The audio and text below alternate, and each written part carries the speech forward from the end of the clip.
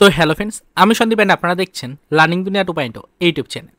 তো ফ্রেন্ডস, আবারও কিন্তু আপনারা যারা প্রাথমিক শিক্ষক নিয়োগ প্রক্রিয়ার 2023-এর টেট ক্যান্ডিডেট রয়েছেন এবং আপনারা যারা আগামীতে টেটের রেজাল্ট প্রকাশের জন্য অধীর আগ্রহে দীর্ঘদিন ধরে অপেক্ষায় রয়েছেন, মূলত তাদেরকে উদ্দেশ্য করে আজকের এই ছোট্ট ভিডিওটা সপ্তাহের অন্তিম লগ্নে দাঁড়িয়ে ক্রিয়েট করতেই হলো।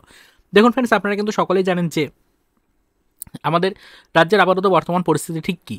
রাজ্যে আপাতত কিন্তু নতুন করে নিয়োগ রিলেটেড কোনো নোটিফিকেশন প্রকাশ করতে পারছে না রাজ্য সরকার। তার কারণ রাজ্যের ওবিসি সম্পর্কিত একের পর এক মামলা কিন্তু রানিং অবস্থায় রয়েছে এবং নতুন করে আবারও কিন্তু কিছু কিছু ওবিসি মামলা কিন্তু দায়ের হচ্ছে। তো সেক্ষেত্রে বর্তমান পরিস্থিতিতে দাঁড়িয়ে কোর্টের পক্ষ থেকে সম্পূর্ণ নিষেধাজ্ঞা রয়েছে কোনো নতুন নিয়োগের নোটিফিকেশন প্রকাশের ক্ষেত্রে। তবে অনগোয়িং রিক্রুটমেন্ট প্রসিডিওরগুলোকে কিন্তু চালিয়ে নিয়ে যেতে পারবে রাজ্য সরকার, সেরকমটাই কিন্তু নির্দেশিকা দিয়েছে কোর্ট।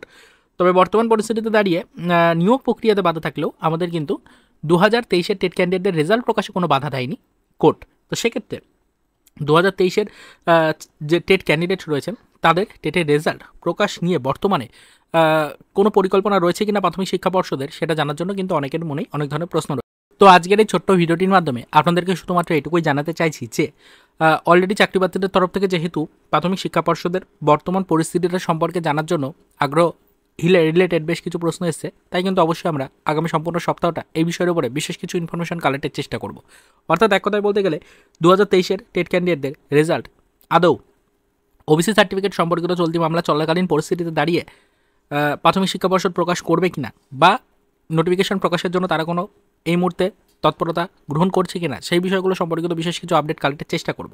এবং অবশ্যই সেটা যদি কোনো গুরুত্বপূর্ণ ইনফরমেশন আকারে আমাদের কাছে আসে তাহলে কিন্তু অবশ্যই ভিডিওর মাধ্যমে সেটা পরবর্তীতে আপনাদেরকে ডিটেলস জানাবো। তো এটা আপনাদেরকে বলতে চাইছি, যেহেতু চাকরিপ্রার্থীরা এই বিষয়টা সম্পর্কিত আপডেট জানতে চাইছেন, তাই আজকে সপ্তাহের অন্তিম লগ্নে দাঁড়িয়ে আপনাদেরকে বিষয়টা জানিয়ে দিলাম আগে থেকে যে আগামী সম্পূর্ণ সপ্তাহটা আমরা এই বিষয়ের উপর আপডেট কালেক্টের চেষ্টা করব।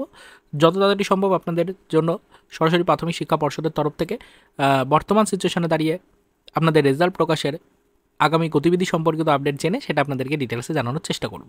তো এটাই আপনাদেরকে বললাম, সকলে একটু অ্যাক্টিভ থাকবেন, একটু ফোকাসে রাখবেন আমাদের চ্যানেলটিকে এবং বিভিন্ন ধরনের পারিপার্শ্বিক খোঁজখবরগুলো তো যেরকম আপনাদেরকে প্রোভাইড করি নিয়মিত, ঠিক সেরকমভাবে আপনাদের সামনে উপস্থাপনা করব।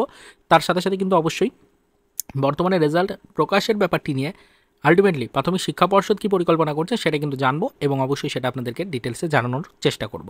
তো এইটুকুই বললাম আজকের এই ভিডিওটির মাধ্যমে। আপনারা সকলেই আগামী সপ্তাহটা একটু কিন্তু অ্যাক্টিভ থাকার চেষ্টা করবেন।